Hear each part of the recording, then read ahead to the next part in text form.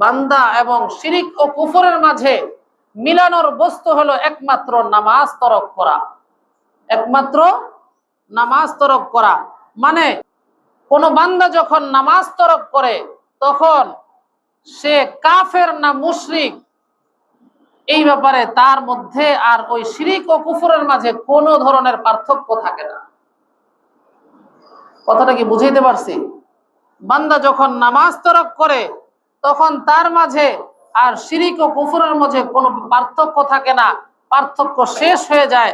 মানে সে কি মুশরিক না কাফের আল্লাহই ভালো জানে। আর বান্দা যখন নামাজের প্রতি যত্নবান হয়, নামাজ আদায় করে, তখন বোঝা যায় যে সে মুশরিক না, সে কাফের না, বরং সে মুসলমান।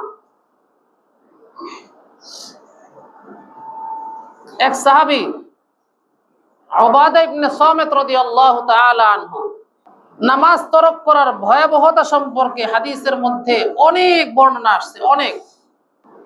উবাদা ইবনে সামিত রাদিয়াল্লাহু তাআলা আনহু তিনি বলতেছেন, আওসানি খলিলি রাসূলুল্লাহ সাল্লাল্লাহু আলাইহি ওয়াসাল্লাম, আওসানি খলিলি রাসূলুল্লাহ সাল্লাল্লাহু আলাইহি ওয়াসাল্লাম বিসাবঈ খিসাল। হযরত উবাদা ইবনে সামিত রাদিয়াল্লাহু তাআলা আনহু বলেন, আমাকে আমার প্রিয় হাবিব সাল্লাল্লাহু আলাইহি ওয়াসাল্লাম 7টি উপদেশ দিয়েছেন। কয়টি? 7টি। এক নাম্বার, লা তুশরিকু বিল্লাহি শাইআ ওয়া ইন কুতি'তুম আও হুররিকতুম আও সুল্লিবতুম। তোমরা আল্লাহর সাথে কোনো কিছুকে কখনো শরীক করো না, যদিও তোমাদেরকে কেটে টুকরা টুকরা করে ফেলা হয়। আও হুররিকতুম, অথবা তোমাদেরকে আগুনে জ্বালিয়ে দেওয়া হয়। আও সুল্লিবতুম, কিংবা তোমাদেরকে শুলিতে চড়িয়ে দেওয়া হয়। তোমাদেরকে হত্যা করা হোক, তোমাদেরকে কেটে টুকরা টুকরা করা হোক, আগুনে জ্বালিয়ে দেওয়া হোক, কিংবা শুলিতে চড়ানো হোক, কোন অবস্থাতেই তোমরা আল্লাহ পাকের সাথে কোনো কিছুকে শরীক করবা না।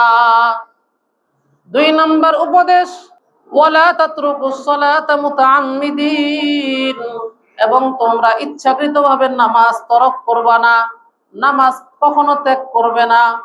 ফামান তারাকাহা মুতাআম্মিদান ফাকাদ খারাজা মিনাল মিল্লাহ, যে ব্যক্তি ইচ্ছাকৃতভাবে নামাজ তরক করে, নামাজ ত্যাগ করে, সে দিন থেকে বের হয়ে যায়। নাউযুবিল্লাহ।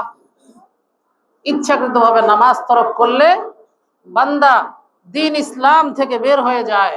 আল্লাহ পাক আমাদের সবাইকে বুঝার তৌফিক দান করুন। আরেক হাদিসের মধ্যে নবীজি সংক্ষেপে বলেছেন, যে ব্যক্তির এক ওয়াক্ত নামাজ ফৌত হয়ে গেল, ছুটে গেল, ফাকা আন্নামা উতিরা আহলুহু ওয়া মালুহু, তার যেন পরিবার পরিজন ধন সম্পদ সবকিছু শেষ হয়ে গেল। নাউযুবিল্লাহি তাআলা মিন যালিক। নামাজ ছুটে যাওয়া মানে আমার পরিবার শেষ হয়ে যাওয়া, নামাজ ছুটে যাওয়া মানে আমার ধন সম্পদ শেষ হয়ে যাওয়া।